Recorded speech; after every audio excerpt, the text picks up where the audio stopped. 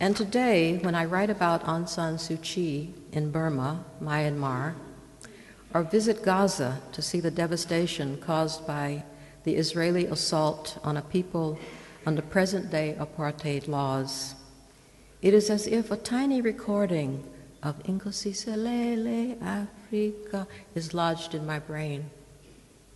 And because it is there, never ceasing, just as your desire to be free never stopped, I know that whatever the disaster I am witnessing will have an end.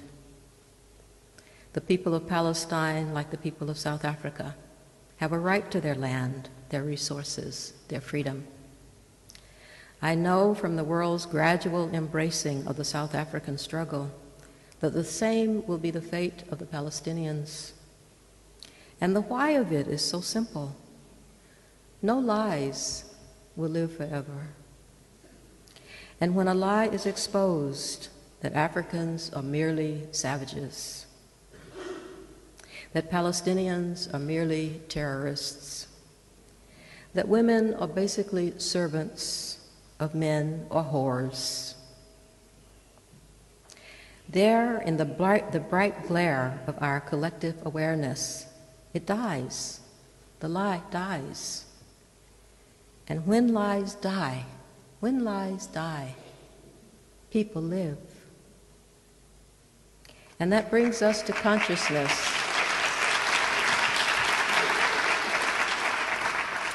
And that brings us to consciousness and to Steve Biko. Steve Biko is known as the father of Black consciousness in South Africa. He taught that Black people must investigate and validate their own existence, irrespective of other people's opinions of them, that they must see themselves in the warm light of their own genius, the unique gift that they come into the world carrying to deliver to all of humankind. That they must have faith that they are made perfectly for the singular expression of the divine that they are. This is why one reveres Steve Biko, because, in short, he fully understood that the foundation of any true liberation is self-love. And that reminds me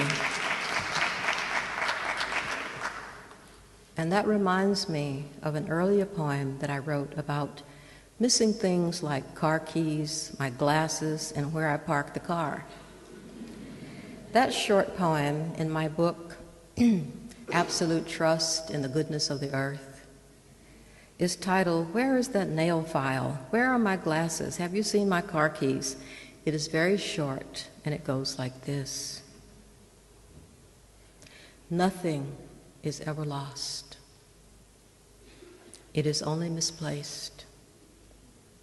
If we look, we can find it again. Human kindness.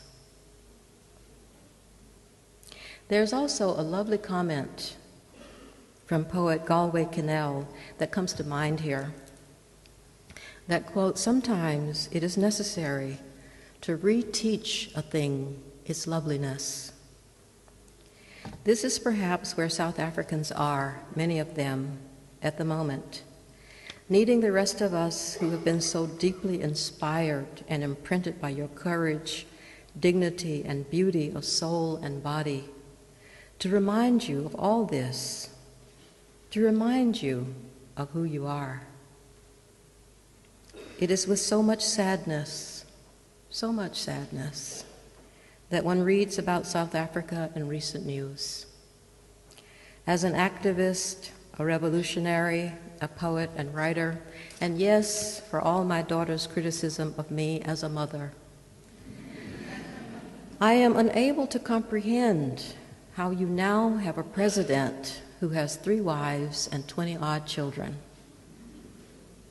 A president who has been accused of atrocious acts and who seems to have little of the restraint in his personal life that would mean dignity and respect accorded to his people.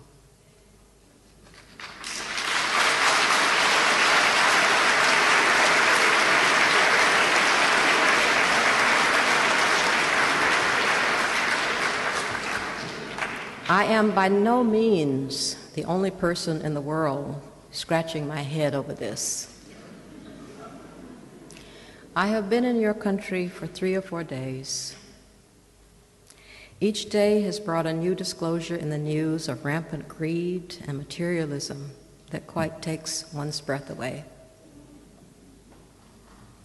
There is news about the desperation of the poor, news of violence and despair, a lack of faith in the persons guiding the country, the feeling that perhaps people have lost the will to guide themselves. Was it all for this? Was Mandela's incarceration for nearly 3 decades and Steve Biko's death from torture for this? For people fighting over mines they own not simply in South Africa, but in battered and bleeding countries, the Congo, for instance, far, but not so far away. Perhaps my heart is heaviest regarding the Congo because I was recently there. As you know, it has become known as the worst place on earth to be a woman. And indeed, while I was there, I witnessed what is happening to our brothers and sisters because of the greed that is devouring their land on a level almost too horrible to contemplate. The people themselves are being devoured, sometimes literally. I know I am not the only one in this room who remembers the beauty and dignity, the grace and eloquence of Patrice Lumumba.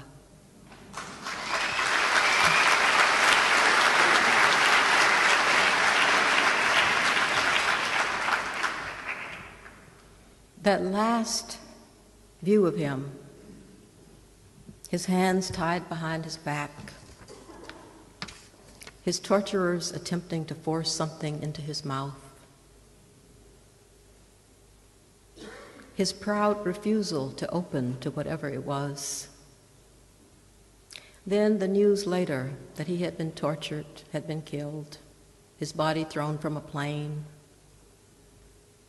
And then later, the colonialists placed another African in his place who was not bothered by the rape of his country. In fact, he profited from it. Is this to be the fate of South Africa? Inkosi Selele.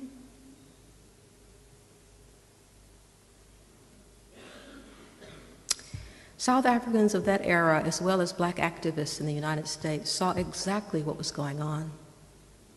And we wept for the dream of Africa for Africans that we witnessed being lost.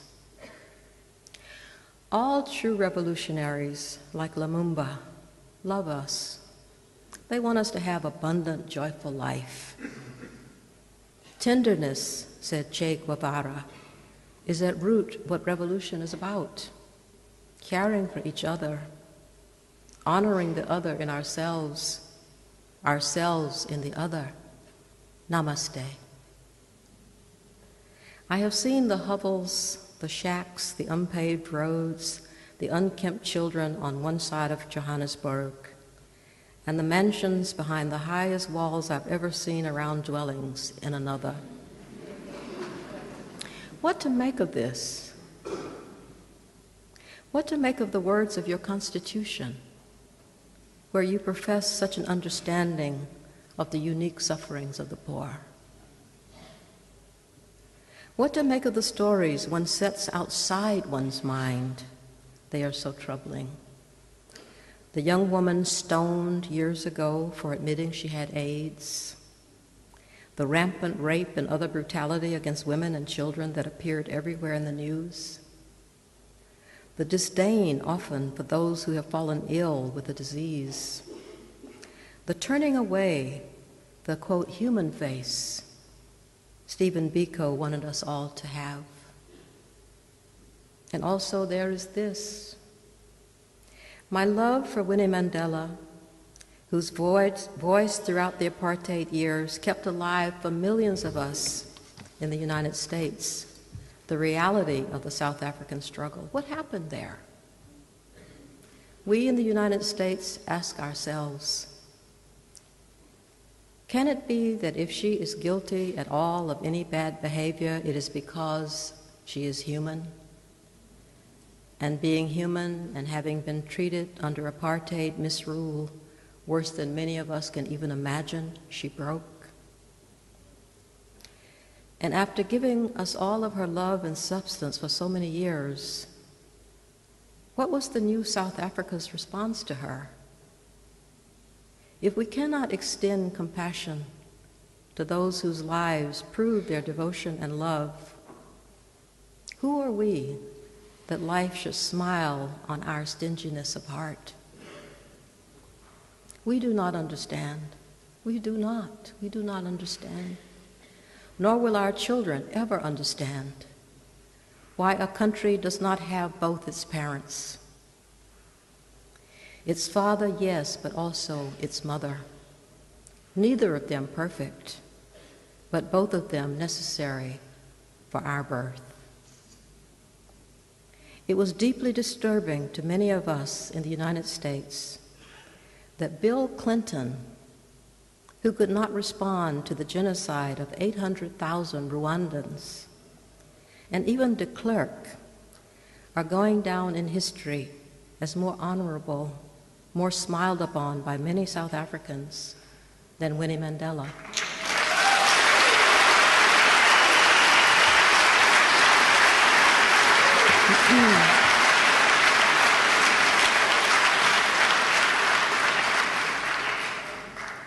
How can this be?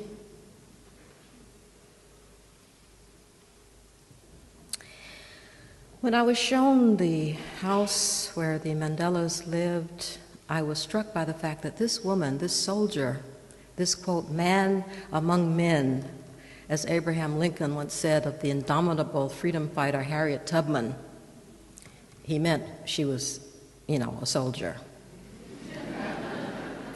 This woman is portrayed ironing. I have nothing against ironing. I don't do it very much.